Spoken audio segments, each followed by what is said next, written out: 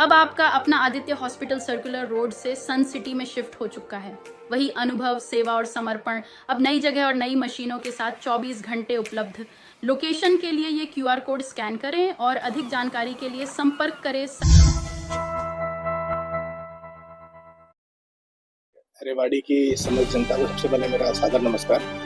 आज मैंने superintendent of police से रेवाड़ी के रूप में ज्वाइन किया। वर्ष में सभी से मेरी गुजारिश भी है और सभी को ये सलाह भी है कि आपका सेलिब्रेशन किसी और के लिए न्यूसेंस ना बने। कोई ड्रंक ड्राइविंग करने वाले युवा हैं, उन पे हमारी विशेष नजर रहेगी और उन पे बिल्कुल कड़ाई से एक्शन लिया जाए। IPS मयंक गुप्ता ने सोमवार को रेवाड़ी पुलिस अधीक्षक के तौर पर ज्वाइन कर लिया है। SP गुप्ता इससे पूर्व DCP गुरुग्राम थे। ज्वाइन करते ही SP मयंक गुप्ता ने सबसे पहले रेवाड़ी की जनता को नमस्कार किया और इसके बाद अपराधियों पर वार किया। ज्वाइन करते ही SP ने सबसे पहले नववर्ष पर हुड़दंग करने वालों को चेतावनी दे डाली। SP ने कहा कि सब पर पुलिस की पैनी नज़र रहेगी। SP ने कहा कि साइबर क्राइम को जागरूकता से रोका जा सकता है। उन्होंने इसको लेकर गुरुग्राम में बहुत काम किया है और रेवाड़ी में भी इस पर काम होगा। SP ने कहा कि पुलिस और पब्लिक के बीच बेहतर सामंजस्य बने, इसको लेकर वह काम करेंगे।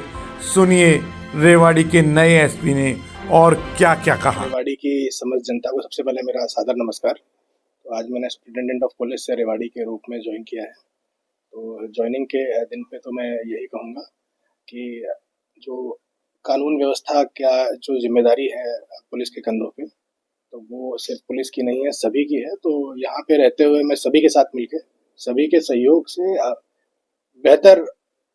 बेस्ट कानून व्यवस्था स्थापित करने का प्रयास करूँ। साइबर अपराधों के बारे में बिल्कुल आपने ठीक कहा कि काफ़ी सारे साइबर अपराध आजकल बढ़ रहे हैं और गुड़गांव में भी जो मेरी प्रीवियस पोस्टिंग थी, वहाँ पे भी लास्ट के 2 महीने मैंने साइबर अपराधों का भी DCP के रूप में कार्य किया था। तो यहाँ पे भी एग्जिस्टिंग साइबर थाना ऑलरेडी बना हुआ है और वहाँ पर सफिशिएंट संख्या में आयुष तैनात हैं। तो हम मुख्य रूप से कार्य करेंगे हमारे आयुष की कैपेसिटी बिल्डिंग पे। मतलब यहाँ पे मेरा फोकस रहेगा कि कैसे ना कैसे जो एग्जिस्टिंग वर्कफोर्स है उनकी जो समझ का स्तर है उसको और बढ़ाया जाए और मैक्सिमम साइबर अपराधियों को गिरफ्तार किया जाए।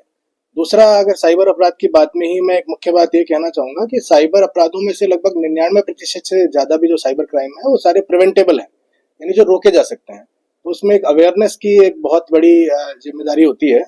तो उस अवेयरनेस से भी हम लोगों को तक जनमानस तक ये बात पहुंचाएंगे कि कौन कौन से प्रकार के साइबर अपराध चल रहे हैं और कैसे उनसे बचा जाए, क्योंकि बच जाएंगे तो वो बहुत ही आसान हो जाएगा। नववर्ष बिल्कुल आ रहा है, 2 ही दिन अपने बचे हुए हैं।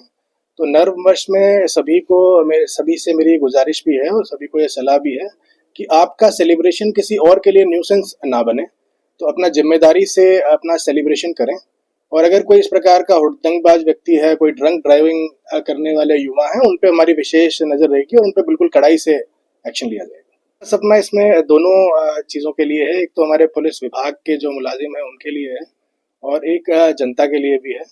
तो इसमें सबसे पहले तो ये है कि पुलिस और जनता के बीच में विश्वास बहुत ही ज़्यादा सुधर रहे, यानी किसी भी व्यक्ति को पुलिस को अप्रोच करने में बिल्कुल भी संकोच ना हो और अपराधियों के मन में पूरा भय पुलिस प्रशासन का रहे, यही मेरा विजन है। और साथ ही साथ में कैपेसिटी बिल्डिंग की तरफ, जैसे मैंने पहले भी कहा, कि स्पेशल फोकस रहेगा कि आजकल हमारा हर जो मुलाजिम है वो नव तकनीक के कारण जो चीज़ें आसान हो गई हैं उनके अंदर पूरा एक्सपर्ट हो और उन चीज़ों को धरातल पर इम्प्लीमेंटेशन हमारा सुदृढ़ता से किया जाए। पुलिस विभाग के वेलफेयर का एक अभिन्न अंग है और इसके लिए हम बहुत सारे तरीके हैं जिनसे पुलिस विभाग में स्ट्रेस को कम किया जा सकता है।